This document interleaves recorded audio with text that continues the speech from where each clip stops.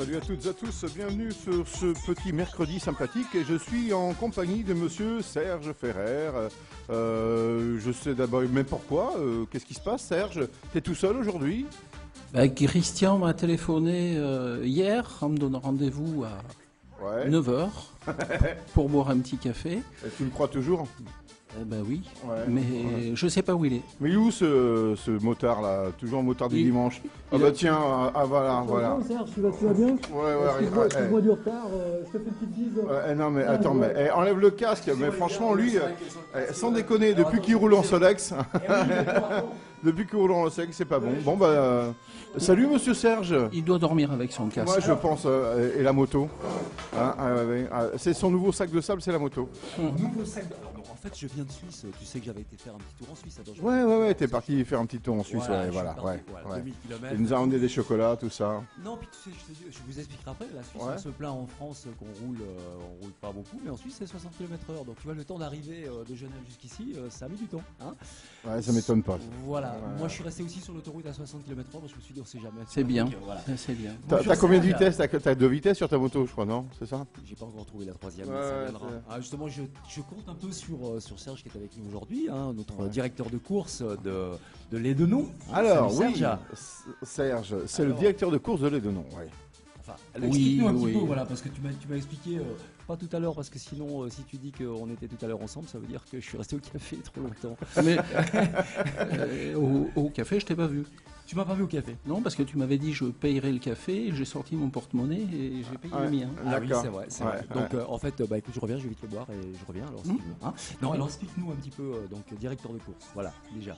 Oui, en fait, je suis directeur de course France et international depuis 15 ans.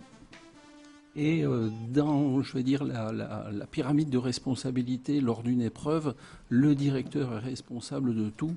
C'est-à-dire que s'il arrive quelque chose sur la piste de grave, c'est notre responsabilité et après les ennuis auprès de la justice. Et puis dans la pyramide, il y a les chronométreurs, les contrôleurs techniques, tous les commissaires. En fait, on est responsable de A à Z de la bonne marche du week-end sportif. D'accord. Alors aujourd'hui, justement, notre émission chez Albert Crazy Moto Passion, ça va être un spécial Grand Prix, hein, GP. Ouais. On va parler un petit peu. J'ai bien pigé.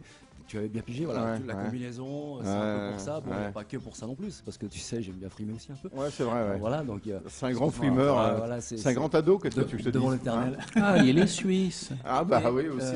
Merci Serge, c'est gentil. Non seulement il de a le un rappeler, ado, mais en plus il a, ouais, c'est très, très sympa. Non, il a un mais handicap. Ouais, Ouais. je vous dirai pas ce que je pense, mais je le pense très fort. On l'a senti. Voilà. Alors, juste alors, je vais faire un petit départ d'émission. On va revenir un petit peu au sérieux, Albert, parce Ouais. que voilà, Ouais. donc effectivement, je reviens de Suisse. Ouais. Tu sais que j'ai une fille, Leslie, donc son demi-frère, et je vais faire un petit hommage pour lui parce qu'il Oh. est décédé donc il y a une semaine samedi dans un grave accident de voiture, et c'était un motard de 21 ans. Mais il est décédé en voiture et les obsèques sont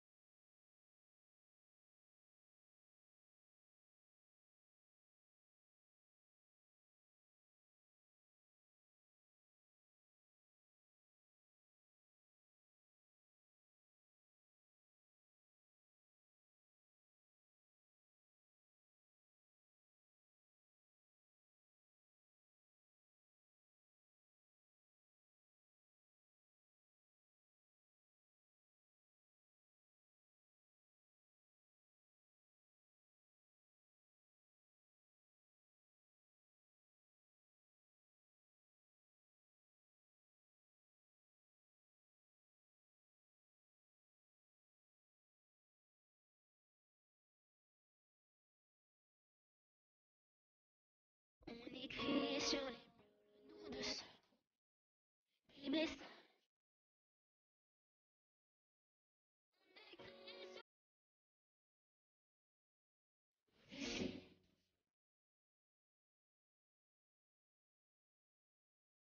Autour de nous, il y a des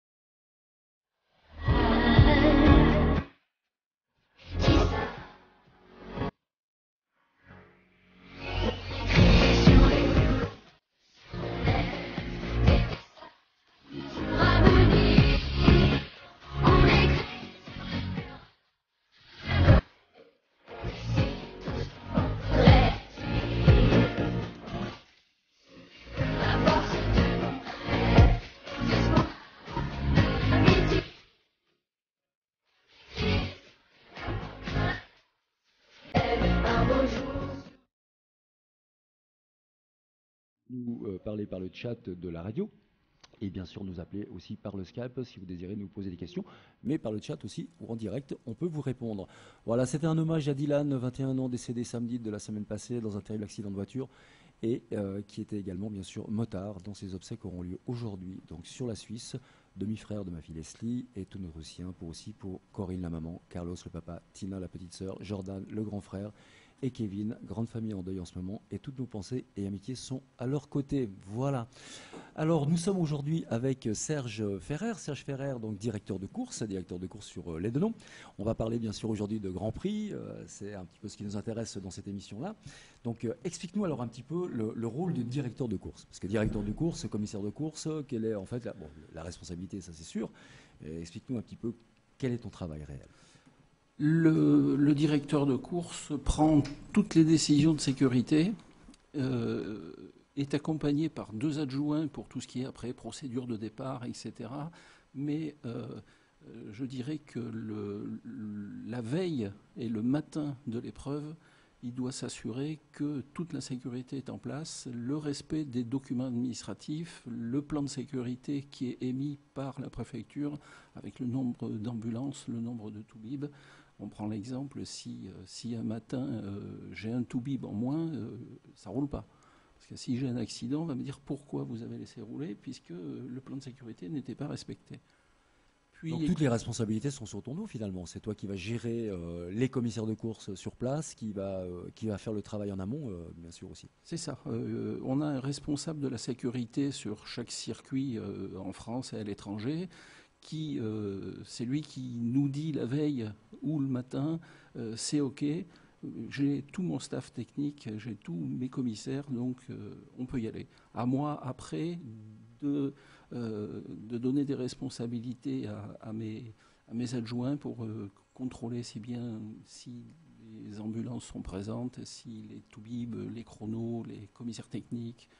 Enfin voilà. S'il se passe quelque chose, le premier qui va aller devant la justice, c'est le directeur de course. D'accord.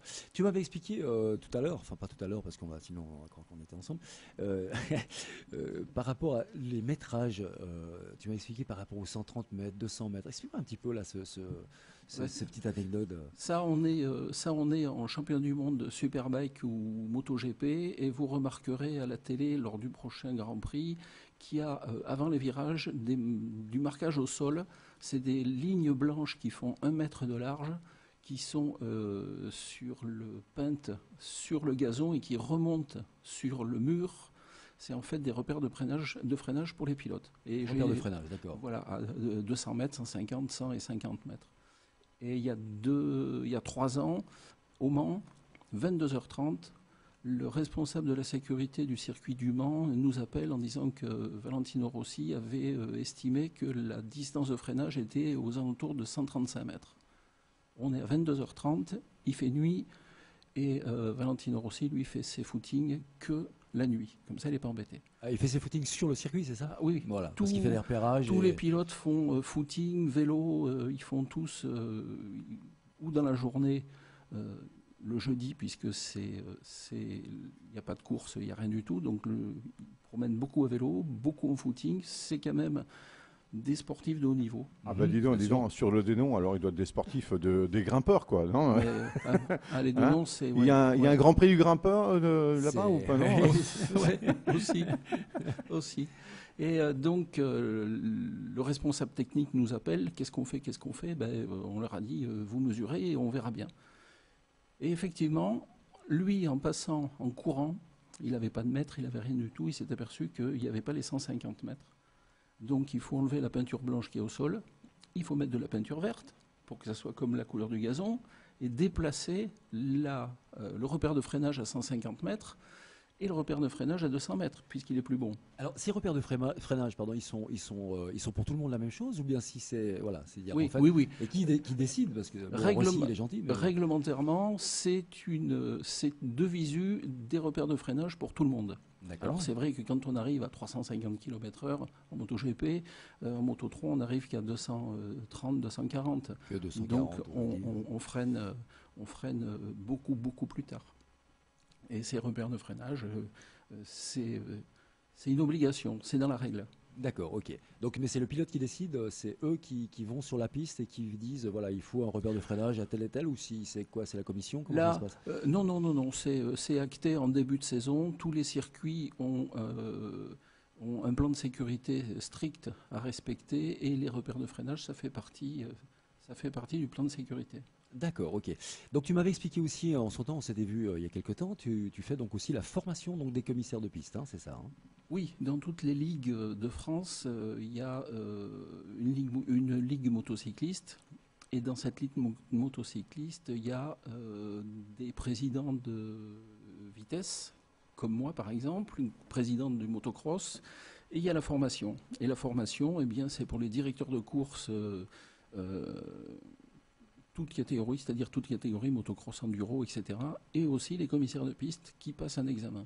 D'accord. Et toute personne peut s'inscrire à ces cours.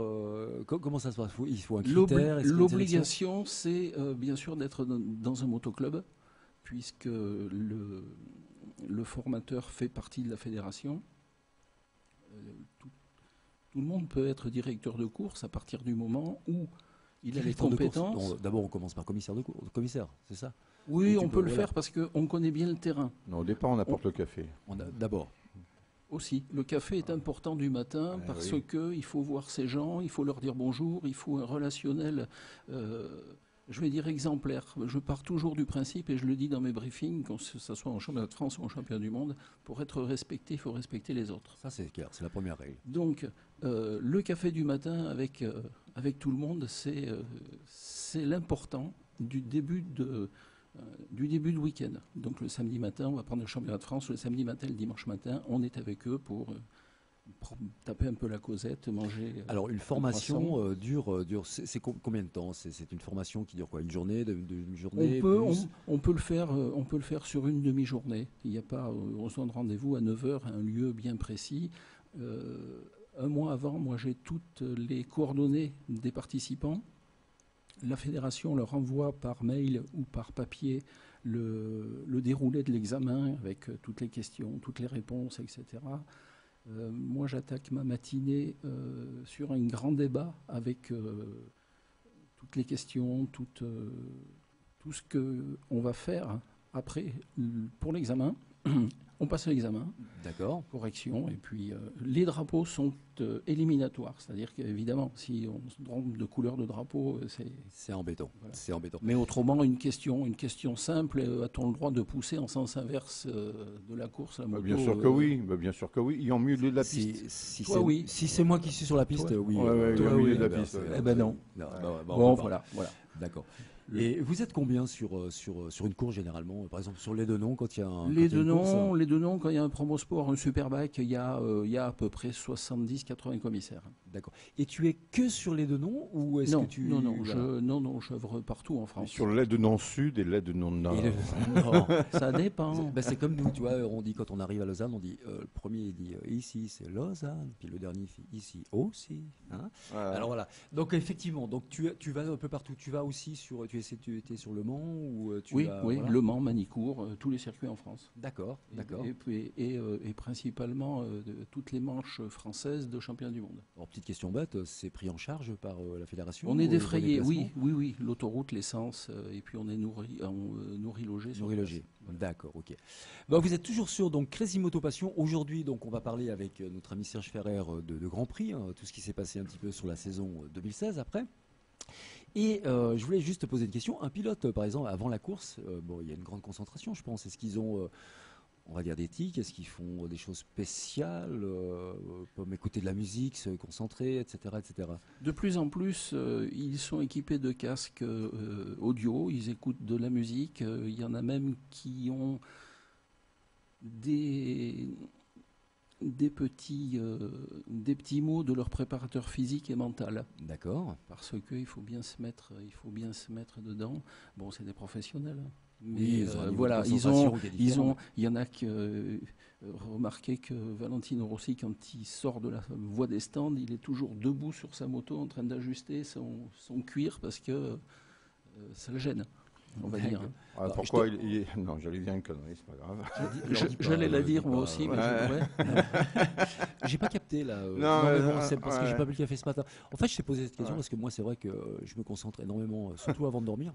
Ouais. Et je me passe généralement une belle petite musique Ouais, qui est Estas Stone. Tu connais ça Ouais, Voilà. un truc comme ça, quoi. Ouais, c'est un truc, tu verras. Un truc, Génial. un truc comme ça, ouais. Ça m'aide beaucoup. Ouais, t'es sûr.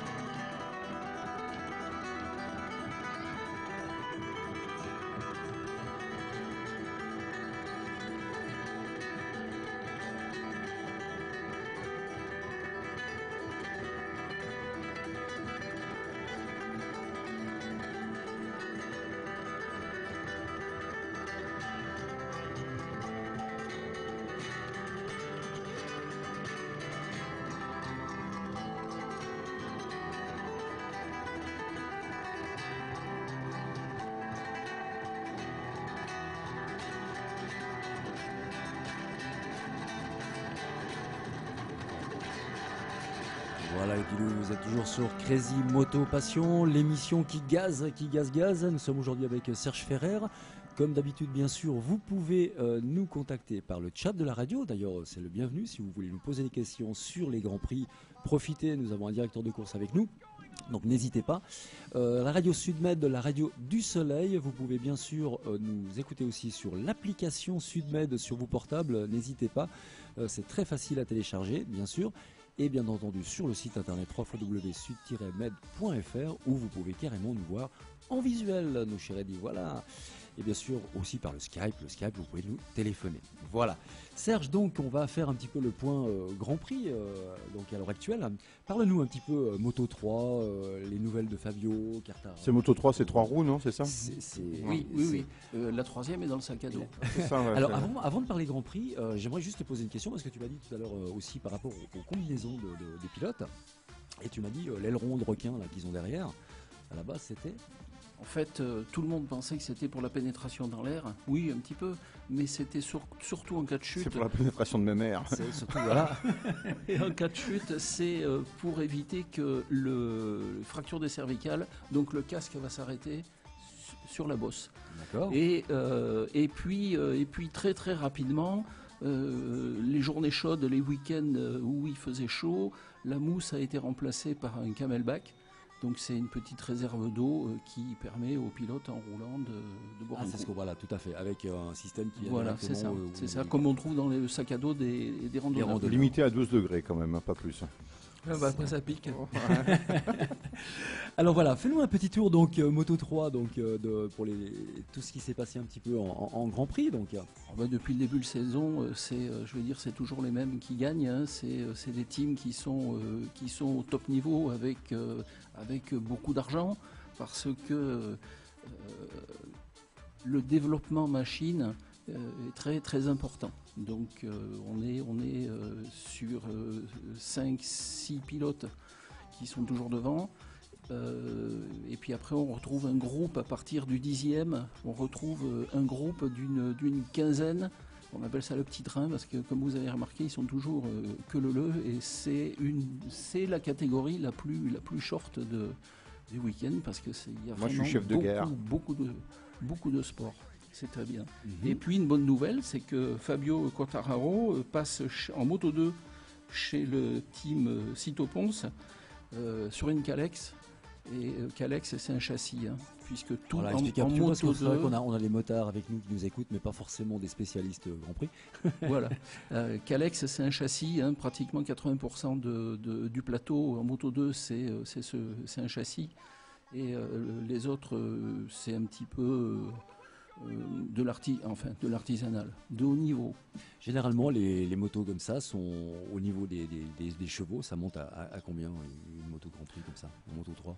En Moto 3, ça développe à peu près 70 chevaux et ça peut prendre jusqu'à 250 km/h. Bon, après, si c'est un circuit plat, il faut jouer avec le pignon de sortie de boîte, il faut jouer avec les rapports de boîte. C'est C'est quel genre de cylindrée pour les Moto 3 Alors, c'est du 250 monocylindre, 4 temps. D'accord. Avant, c'était du 125 2 temps avec, comme on a connu, Aprilia, KTM, etc. Et depuis quelques années, c'est du monocylindre. La plupart du temps, c'est un dérivé de chez KTM, de chez Honda, de moto d'enduro. Donc en fait, on a plusieurs catégories. Donc tu me dis Moto 3, il y a Moto 2 aussi. Ça va, c'est Moto 3, Moto 2, Moto 1, c'est ça. Et MotoGP. Et MotoGP. Tu peux nous expliquer un petit peu les différences, Fidel? Alors Moto 3, ok, tu nous l'as dit. Moto 2, Alors le Moto 2, c'est des châssis spécifiques constructeurs. Il n'y a pas d'obligation. La seule obligation qu'il y a en Moto 2, c'est que tout le monde a le même moteur. C'est un 600 cm3 4 cylindres Honda d'accord. qui est choisi le jeudi après-midi. C'est en caisse. Donc tous les moteurs, un petit peu dans l'esprit du karting, tous les moteurs sont positionnés au sol et on choisit un moteur. On restitue le dimanche soir et qui est analysé pour savoir si les gens D'accord, ok, je savais n'ont pas pas ça. bidouillé. Donc ils ont tous le même moteur. C'est bien entendu le pilote, mais c'est aussi beaucoup le châssis. Beaucoup de châssis. Oui, D'accord. Et après, donc, on passe en... Alors, explique-nous un petit peu Moto 2, qui y a dans la catégorie Moto 2. En Moto 2, on peut faire Yes. un cocorico, parce qu'en 2015, on a été champion du monde avec Johan Zarco. Là, aujourd'hui, la suite du Catalunya qu'il y a eu ce week-end, il est en tête avec un point d'avance. Et on espère bien qu'il va faire le doublé 2015-2016. Et puis la bonne nouvelle, c'est qu'il va passer l'année prochaine en MotoGP chez Tech 3. Tech 3, D'accord. c'est un peu le laboratoire de chez Yamaha officiel. D'accord, ok. Donc, En espérant qu'en fin 2018, fin de contrat de Valentino Rossi, s'il a démontré qu'il était aussi bien en MotoGP qu'en Moto 2, je le vois bien à la place de Rossi chez Yamaha. tu penses que, voilà, donc c'est vrai qu'il a un très serait très bien. bon niveau. Ouais, Ça serait bien. Le Cocorico Ça serait bien français, parce ce serait vraiment qu'avant sympa. de signer chez Tech 3, il est parti au Japon faire des essais chez Suzuki et ça n'a pas donné grand-chose. D'accord. Donc là, on va passer dans quelques secondes un petit reportage sur le Grand Prix. Donc là, pour l'instant, nous, on l'a pas encore en visuel, mais vous verrez, c'est très intéressant. Et puis après, bien sûr, on reparlera un petit peu de Rossi, un petit peu de tous ces grands pontes du GP. À tout à l'heure. Voilà. Donc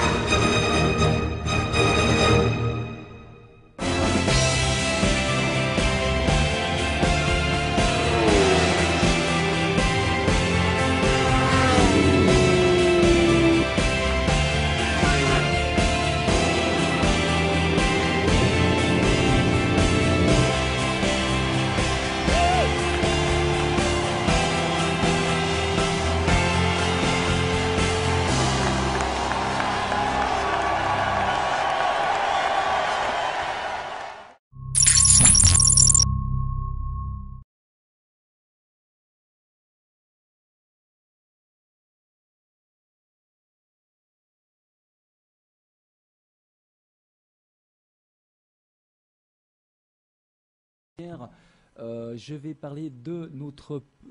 Alors attendez, il faut que je retrouve bien sûr. Ah oui, les Motards Delcor. Motards Delcor. Donc c'est une association à but non lucratif de loi 1900, bien sûr, sous le nom de Motards Delcor, qui est basée sur la prévention, la sécurité et le soutien aux motards handicapés. Le nom de la présidente est Devaux Sylvie. Vous pouvez les contacter au 06 52 16 04 96. Voilà. Donc ils organisent quand même pas mal de rendez-vous et de rassemblements. Moi, je vous invite à les appeler au 06 52 16 04 96. C'est en faveur, bien sûr, des motards handicapés. Donc, n'hésitez pas à les appeler. Le samedi 8 octobre à Saint-Vivien de Médoc, à partir de 11 h, il y a donc un rassemblement à l'ancien hippodrome. Voilà, vous pouvez vous restaurer sur place avec le camion des Ch'tis Médoc et fournir aussi en boissons non alcoolisées à la buvette. Donc, n'hésitez pas, c'est bien sûr les motards Delcor. Également, nous avons une petite. Alors, je vais retourner ma petite idée. Les annonces, voilà, du motoclub DDE 34. Tu connais le motoclub DDE 34, cher De nom. Voilà, le dernier roulage de l'année qui est à Alès, sur le circuit d'Alès. Ça sera le 5 octobre au pôle mécanique, donc Alès-Cévennes. Le tarif, c'est 95 € par jour, assurance RC comprise. C'est pas cher, les gars. On dit toujours c'est cher, mais pour rouler sur piste, vous faire plaisir et apprendre un petit peu les mécanismes et tout ce qui se passe sur la piste, ça vaut la peine. C'est avec votre propre moto, bien sûr. Il y a 7 sessions de 20 minutes ouvertes à tout motard. Petit déjeuner et collation offerte. Voilà, et machine à pneus à disposition. Qu'est-ce que tu me disais, mon 150 €, c'est C'est à peu près, oui. Les sociétés qui font du roulage, c'est à peu près ça. Voilà, donc là on est à 95 €, ça vaut la peine, faites-vous plaisir. C'est le dernier roulage de l'année, bien sûr, sur Alès. Ils ont aussi besoin de vous pour vous aider sur place parce que ça coûte cher la location d'un circuit. Donc l'organisation, c'est pas évident. Et puis ce qui coûte cher, c'est le tout-bib, l'ambulance, c'est la sécurité. Je voudrais revenir sur les handicapés. À la Fédération française de moto, on a une licence compétition réservée aux handicapés. Aux handicapés, Oui. d'accord, oui, Oui. c'est vrai que Alors, les amis motards sont... on prend dans l'esprit tout ce qui est départ seul, course de côte, rallye raid, etc. C'est où on part tout seul. L'handicap, c'est pas un problème. Quand on part en peloton, ça a été un souci, donc la fédération a fait une licence handicap. Licence handicap. Alors un petit appel à vous, motards, qui êtes dans le 30 et dans le 34, un appel de la FFMC, Fédération française des motards en colère. Le 1er octobre à 14 h, il y a donc une manifestation organisée sur le parking du Zénith à Montpellier, je répète, sur le parking du Zénith à Montpellier, pardon, pour protester contre les restrictions de circulation. Alors soyez nombreux, c'est un appel à tous les motards.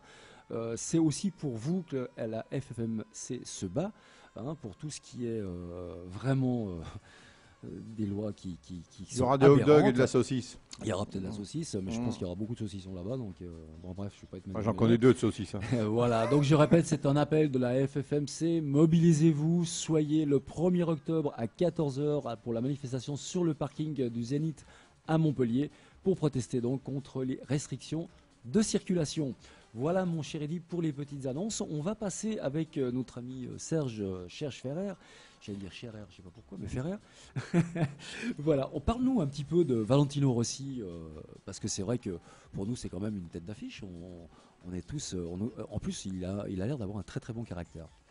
Enfin, ça, c'est ce qu'on voit. C'est ce qu'on voit. Enfin, quand j'étais commissaire au Castellet, il y avait déjà le Grand Prix de France qui était là-bas. Et en 96, il a commencé en 125. Et avec mes collègues commissaires, on l'a surpris dans le paddock.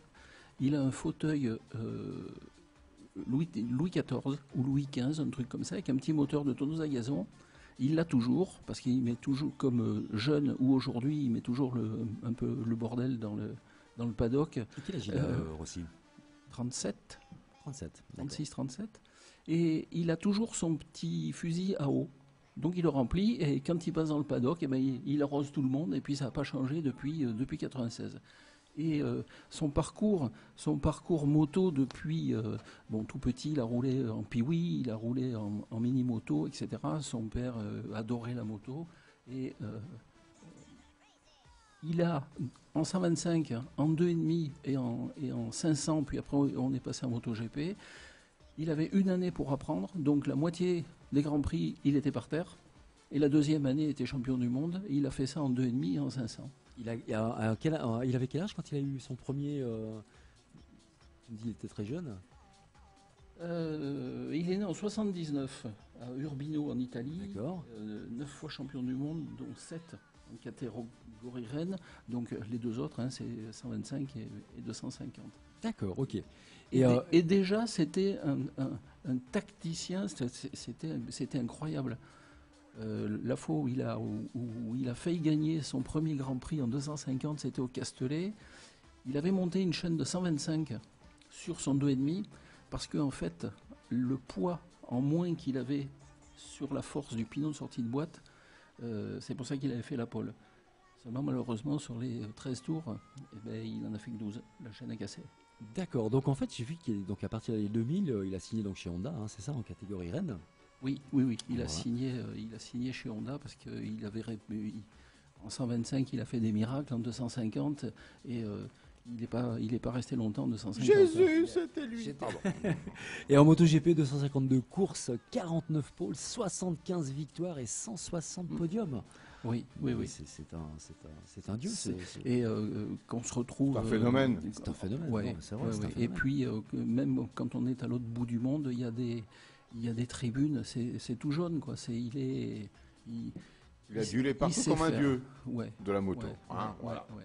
C'est vraiment. Moi, il y a 2-3 ans, au Mans, le responsable de la billetterie téléphone au président du club, Valentino Rossi, et il lui dit: j'ai à disposition une tribune de 5000 places, la fameuse tribune Audi pour les 24 heures du Mans. Ouais. Et on était le lundi après-midi, et il lui dit: il faut que tu m'appelles avant mercredi soir, parce qu'autrement, je la mets à la billetterie. Donc, il faut que tu te dépêches. Il a appelé le lundi début d'après-midi. Le lundi à 17h, le président du club de Valentino Rossi a appelé. Il avait loué les 5000 places. Les 5000 places. Tu dis les bandeaux jaunes, c'est le drapeau jaune, c'est ça? Oui, les petits Donc, drapeaux 46 là qu'on voit Ouais, partout. eh ben, parce que on l'a vu sur le reportage qu'on a lancé tout à Ouais. l'heure, justement, il y avait ce passage, c'est impressionnant. Il est hyper adulé, impressionnant. adulé partout. Et son concurrent direct alors? Oh ben c'est Marquez. C'est Marquez. Marquez sera champion du monde cette année. Bon, aujourd'hui, c'est Valentino Rossi qui a su attirer l'attention depuis le début. Il joue avec la presse, il joue avec la télé, il est médiatique, c'est extraordinaire. Bon, il s'arrête fin 2018. Marquez est jeune, hein. Marquez, c'est beaucoup plus jeune d'ailleurs, oui, tout à fait. Et donc, À un moment donné, ça C'est vieillit. quoi. c'est normal. Hein. Ah et oui, donc, hein. et donc ça va Regarde-toi. aller loin. Ça va Regarde aller qui loin. Regarde-toi. Qui? Tu parles de celui qui est arrivé en retard ce matin. celui C'est qui ça, arrive, avec le casque. Bah, tu sais, c'est pour ça. Il met le casque anti-ride en fait. Ouais. Oui, non, c'est lui. C'est vrai qu'il va falloir ça tire un peu sur la peau, Ouais. c'est vrai. Ouais. C'est pour ça que je l'enlève très rarement d'ailleurs. Pour enlever les rides d'ici aussi, Ouais, il y a Maurice, le camionneur. Maurice le camionneur. Ouais, ça. C'est ma fille qui me dit souvent Ah, ça, non. papa, quand elle À un était moment petite. ouais. Voilà, À un moment donné, c'est le cerveau Ouais, qu'il faut toucher. Quoi. ouais, et je suis pas né avec, hein, donc pas le cerveau, oui, mais pas les rides. D'accord. Donc parle-nous un petit peu est-ce que tu as un petit peu les sélections de la saison 2016? Comment ça s'est passé? Donc Le Mans, un petit peu Le Mans. Tu étais au Mans cette année? Oui. Et puis, cette année, ça a été comme toutes les fois. Hein, c'est une très très belle épreuve. Sur 2 jours, 175 000 spectateurs. 175 000 spectateurs. Sur 2 jours. Il fallait nourrir. Hein. À partir du samedi matin et jusqu'au dimanche, la billetterie parle. Ouais, ce qui est dommage, c'est qu'on parle plus de foot à la télévision que de MotoGP. Ah bah, hein. il faut Voilà. amuser la galerie. Mais là, on a eu l'agréable surprise il y a quelques semaines. L'équipe 21, donc sur le satellite, c'est la chaîne 142, a retransmis la finale du Superbike à Albi dimanche après-midi. Donc milieu d'après-midi, ils ont fait la première manche en différé et en direct la deuxième manche l'après-midi. D'accord. Et l'équipe 21, c'est aussi, ils ont signé avec Eurosport Events, qui est c'est le gros sponsor du championnat du monde d'endurance, et ils ont signé pour les retransmissions des des courses d'endurance. D'accord. On va faire une petite pause musicale, Eddy. Après, on fera un petit encart sur notre champion Louis Bull. Bien sûr, parce que bon, il y a Zarco, mais il y a Bull aussi. Hein. Alors, en championnat de France, En oui. championnat de France. Et puis Louis, on le dira tout à l'heure. On dira tout à l'heure. Voilà, on fait une petite pause musicale. C'est parti, mon ami.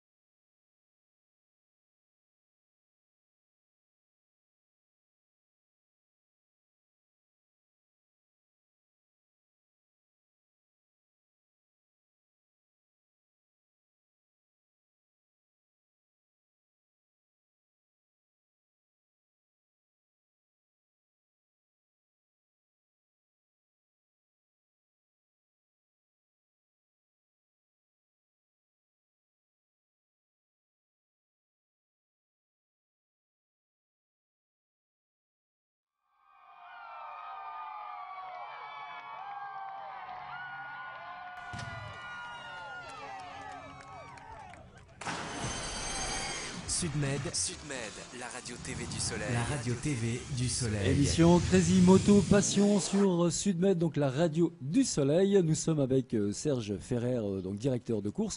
On va vous parler maintenant, bien sûr, aussi d'un cocorico, puisque on l'a rencontré nous aussi sur le Denon, c'est Louis Bull. Alors parle-nous un petit peu de Louis Bull pour cette année 2016, parce que je crois qu'il a fait beaucoup d'avancées en fait. Oui, il a eu une très bonne saison 2016. Il est surtout champion du monde en endurance en catégorie stock, puisqu'en endurance on a les EWC, donc pratiquement tout est permis sans passer la cylindrée de 1000. Et le stock, c'est la moto qu'on trouve chez notre concessionnaire. Après, il y a des améliorations, mais voilà. Donc champion du monde 2016 en stock, et puis troisième au championnat de France Superbike en Supersport. En Supersport. Je rappelle, Supersport 600 cm3, Superbike 1000. Putain, Gilles, notre Louis, il est jeune, Louis. Hein, il est jeune, il doit être aux alentours de 27 ans, parce que l'année passée, il est sorti ingénieur, donc Bac plus 5. Voilà quoi, ça fait un petit moment. Et puis il a eu un délicat accident à Dijon. On l'avait vu sur place à l'événement, oui, tout à fait. Ça a été, et là, le revoir au top, c'est bien. Il a un super moral. Louis, si tu nous écoutes, je pense pas que tu nous écoutes en direct, mais j'espère qu'on va te recevoir à la radio. Ça nous ferait grand plaisir de parler avec toi. Tu es un garçon formidable, en tout cas quand on t'a rencontré, beaucoup très humble, hein, très Oui, humble, oui, vraiment. oui, oui, oui. Et franchement, c'est un garçon qui m'a impressionné, par sa façon d'être, par son caractère, et puis bien sûr sa détermination au niveau de la course, parce qu'après un accident comme il a eu, se remettre aussi vite, parce que franchement aussi vite, Des brûlures très très très graves. très importante, Ouais, absolument. il a été coincé sous la moto et c'est des collègues à lui qui ont reconnu le casque parce que c'est le seul sur le plateau qui a un casque orange fluo. Ouais, oui. Et quand ouais. ils ont vu son casque, ils ont vite été. En fait, il était coincé sous la moto et il prenait feu avec. D'accord. Serge, je te remercie déjà pour être venu pour cette première émission Grand Prix. On va essayer d'en faire une régulièrement pour un petit peu avoir les nouveautés. Alors, oui, vas-y, Oui, bien et sûr. puis un cocorico, bien sûr, pour nos amis du motocross. Hein, le motocross des Voilà. nations, la France, Parce qu'il y a pas de 3e GP, hein. titre consécutif. Donc c'est vrai qu'en France, nos pilotes à l'international, ça brille, c'est bien. C'est bien. On commence là en France, Ouais. là, on peut commencer Ouais, à lever oui. maintenant les drapeaux. Hein, c'est Mm. bien. Voilà. Merci Serge. Ben, merci à vous. On va aller boire ce café après, hein, puisque tu m'as dit que tu m'attendais pour le café. Ouais. Bien sûr, au mois d'octobre, nous aurons le 17, non pas le 17, quand je dis le 17 au mois d'octobre, j'ai pas encore. Oui, le 26 octobre, pardon. Nous aurons la Mais présence ses lunettes, de le Sonia- papy, là. Ben oui, mais Ouais. non, mais pourtant j'ai écrit en gros hein, quand même. Hein. Ouais. Sonia Barbeau, qui est aussi une pilote, donc qui sera avec nous le 26 octobre. Donc ne ratez pas aussi cette émission. Une femme pilote, c'est intéressant. On avait reçu Ouais. notre chère Aurélie Hoffman, Mmh, mmh. qui ont fait un coucou parce que je sais qu'elle nous écoute. Ouais. Et on va vous envoyer un petit. Jolie moto, ça, Aurélie. hein. Je vois. Jolie moto, oui, c'est vrai. Mais en plus, non, c'est vrai, c'est une femme magnifique et c'est Ouais. une belle pilote. Voilà. Je vous remercie à tous. Merci Albert. Merci Ouais, de ouais. ta disponibilité. Merci Serge. J'espère te revoir bientôt. Ouais. Hein. Et puis à la semaine prochaine, comme on dit, si vous le voulez bien. Et on envoie un petit reportage.